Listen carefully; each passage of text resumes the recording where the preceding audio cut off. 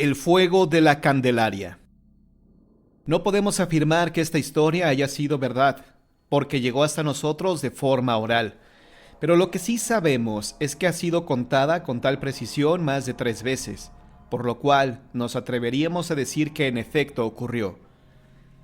Se cuenta que en la época de la colonia, en lo que hoy conocemos como la Candelaria de los Patos, que en ese entonces era una laguna, se acostumbraba a cazar a estos palmípedos. De ahí el nombre que adquirió. Para poder sobrevivir, los indígenas tenían que proveerse de patos silvestres, pues no tenían otra actividad a la cual dedicarse. Cierto día, mientras uno de ellos, el más audaz, estaba cazando, un caballero bien ataviado se le apareció de pronto. «¿Quién es usted?», preguntó el hombre. «Quiero ayudarte», dijo el caballero. «Usted no puede ayudarme, a menos que se vaya y no me moleste más», respondió. Que el indígena no quería tener tratos con ningún hombre blanco, porque consideraba que todos eran perversos y muy ambiciosos, y en cambio él solo quería hacerse de un pato para comer. «Tú puedes tener mucho dinero más que un pato», dijo el caballero, levantando las sospechas del pobre hombre, quien de inmediato se persignó al entender que aquello era una aparición, porque si no, ¿cómo supo lo que estaba pensando? Después de unos instantes consideró aquellas palabras. «Está bien, dígame, ¿qué es lo que tengo que hacer?». «Cerca de aquí encontrarás un árbol frondoso. En el tronco notarás que tiene un círculo dibujado, el cual debes encontrar y rascar en ese lugar. Ahí hallarás algo que te hará inmensamente rico». Cuando el fantasma desapareció, el hombre empezó a buscar el árbol, pero antes de encontrarlo tuvo que darle 10 vueltas a la zona, y ya cuando se sentía derrotado se detuvo y se sentó bajo un hermoso árbol. Ahí pudo notar que en el tronco, cerca de la raíz, estaba dibujado un círculo. «¡El árbol!», exclamó entusiasmado.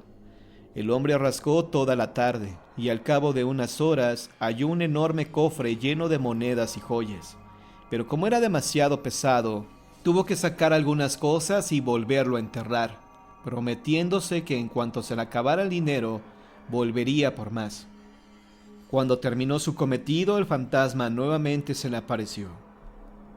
«Ahora tienes más que un pato, ¿verdad?», dijo el fantasma. «Sí, y todo se lo debo a usted», respondió el hombre. «Pero no será del todo tuyo sin antes no me oficias 10 misas para que pueda hallar el descanso eterno». El hombre no se impresionó al oír esto, y tomándolo como un cometido se fue de aquel lugar. Sin embargo, al sentirse rico y poderoso, se olvidó de su promesa. Los días pasaron y el dinero se le terminó. Así que decidió volver por más al bosque. Pero cuando estaba por rascar, escuchó una voz que le dijo: «Deja eso, pues ya no te pertenece mi oro». El hombre, quien ya había probado las glorias del dinero, no quiso darse por vencido tan rápido. Así que acordó que en esta ocasión sí utilizaría parte del dinero en las misas. Pero como el fantasma ya no le creía, se trepó en él y le pidió que lo llevara a la iglesia más cercana para que él mismo viera que su deseo se iba a realizar. «¿Y el dinero?», preguntó el hombre. «Cuando haya visto que las misas están encargadas, te dejaré volver por él». Y así fue. El indígena cargó por varias horas al terrible fantasma. Pesaba mucho, como si sus años de condena se hubieran convertido en gramos. Se dice que dio muchas vueltas antes de encontrar una iglesia, pues al parecer había perdido la memoria, o quizá el temor de tener a ese espectro encima lo estaba poniendo tan nervioso que no podía precisar su andar. Cuando estuvo frente a la iglesia más cercana, notó que estaba cerrada, pero esto no le importó al fantasma, quien lo obligó para que entrara sin permiso. Ya adentro, uno de los padres se asustó al mirar al hombre, y pensando que quería robar el dinero de las limosnas, le pidió que se retirara. En vano fueron las súplicas del indígena, porque nadie le creyó lo que estaba diciendo. Decepcionado, tuvo que regresar al bosque, pero se dice que aquel fantasma no lo dejó tranquilo. «Estás en deuda conmigo, y no te dejaré en paz hasta que me pagues el dinero que ya tomaste», dijo el siniestro personaje. Pero ¿cómo pagarle si el hombre no tenía dinero? Y además en ninguna iglesia quisieron recibirlo. Vaya, ni siquiera lo dejaron entrar porque pensaban que era un ladrón.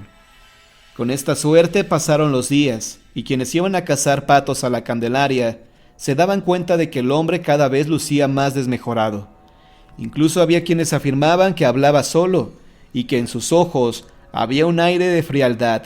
No le hacía caso a nadie porque siempre estaba a la sombra de aquel árbol. Al cabo de un mes el hombre falleció, pero no se llevó consigo el secreto del tesoro. Pues antes de que falleciera le contó la historia a un viejo conocido, y este a su vez se lo comentó a por lo menos 2 personas más. Eso fue suficiente como para informar a todos en la ciudad, y fue así como el tesoro de la Candelaria se hizo famoso.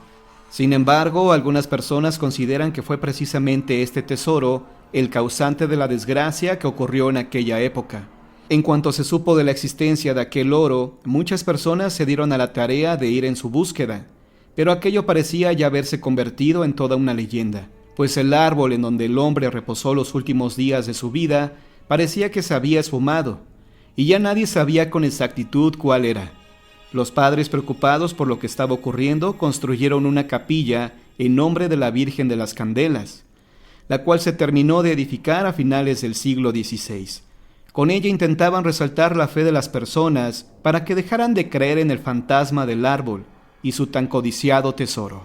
Pero poco fue lo que consiguieron, porque los habitantes de ese lugar solo pensaban en hacerse ricos de la noche a la mañana, y a esto le debieron la maldición que les cayó en esas fechas. Todos dicen que fue por no haberse abrazado a la fe cristiana, porque la peste negra desoló esa parte de la ciudad. Según consta en los anales de la historia, la insalubre zona quedó deshabitada, y los padres no tuvieron más remedio que convertir aquellas fértiles tierras en cementerios, sirviendo de velatorio la capilla, y en toda la isleta se abrieron fosas para enterrar a los difuntos. Y cuando las cosas se salieron de control, no tuvieron más remedio que incendiar la zona. Con todo esto, la Candelaria de los Patos se fue cubriendo de cuerpos y la laguna desapareciendo, pues se necesitaban más tierras para enterrar a los difuntos. De los patos solo quedó el nombre, pues nunca más se volvió a ver un solo animal de estos en aquel sitio. Y en cuanto al tesoro, muchos supieron de su existencia, al menos por la leyenda, pero nadie se atrevió a ir a la zona incendiada a buscarlo. Al paso de los años, con la extensión de la capital de la Nueva España, se tuvieron que convertir los viejos cementerios de la Candelaria en zonas urbanas. Por ello, se dice que en lo que hoy es San Lázaro, cuando la ciudad ya estaba terminada, comenzaron a suceder hechos insólitos, pero esa es otra historia.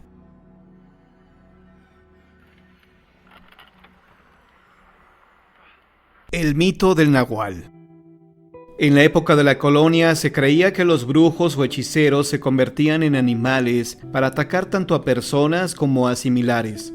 Los antiguos relatos se refieren a brujos con poderes sobrenaturales capaces de hacer llover, desunir matrimonios y hasta provocar fallecimientos.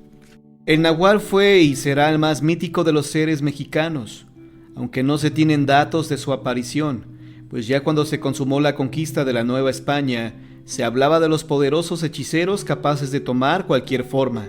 Al principio los recién llegados creían que se trataba de una superstición, pero más tarde el miedo se apoderó de ellos también. Los indígenas se aprovecharon del temor que estas crónicas causaban en los extranjeros para poder alimentarse, pues muchas de las leyendas afirman que curtían las pieles de los animales para colocárselas por la noche, pudiendo de esta manera escabullirse para conseguir un poco de comida. Propiamente se diría robar, pero eran tantas las injusticias que no había más remedio que hacerlo. Sin embargo, el mito iba más allá de lo que pensamos. Se trataba de un don brindado por los antepasados. Ellos podían tomar la forma de perro, jaguar o puma, aunque al parecer solo dañaban cuando algo ponía en peligro su identidad. Aún así, hubo muchas versiones en las que se aseguraban que los nahuales atacaban poblados enteros, lo que sería posible considerando que siempre ha existido el bien y el mal, la brujería blanca y la negra, los dioses de la luz y los del inframundo, etc., siendo imposible sin alguna prueba fehaciente poder pasar a los nahuales a las leyendas, por lo que pensamos que pertenecen a los mitos, Después de todo y lo que sería una fortuna, ya no existen. El mito de la Sayana. El mito de la Sayana nació precisamente en la época colonial. Se dice que era una mujer aristócrata de la ciudad de Villavicencio. La mujer siempre prestaba atención a lo que la gente decía, pues solo vivía del qué dirán. Cierta ocasión llegó hasta sus oídos la terrible noticia de que su esposo la traicionaba con su mamá. La mujer se dejó llevar por los celos, y lejos de aclarar la posible infidelidad, atacó a su hijo, al igual que a su marido, y le dio varias puñaladas a su madre, dejándola en agonía. Cuando volvió en sí, prendió fuego a la casa, porque deseaba borrar toda huella de sospecha. Su madre, quien todavía estaba con vida, le dijo con su último aliento: «Tu nombre será Sayana, y vagarás por los llanos, asustando borrachos y chismosas». A partir de ese entonces, se cuenta que una mujer hermosa se les aparece a los ebrios asustándolos con su risa macabra. Cubre su cuerpo con un abrigo negro, y es precisamente esta su forma de atraerlos. Cuando logra acaparar su atención, abre su abrigo dejando mostrar la calavera verdosa que esconde ahí.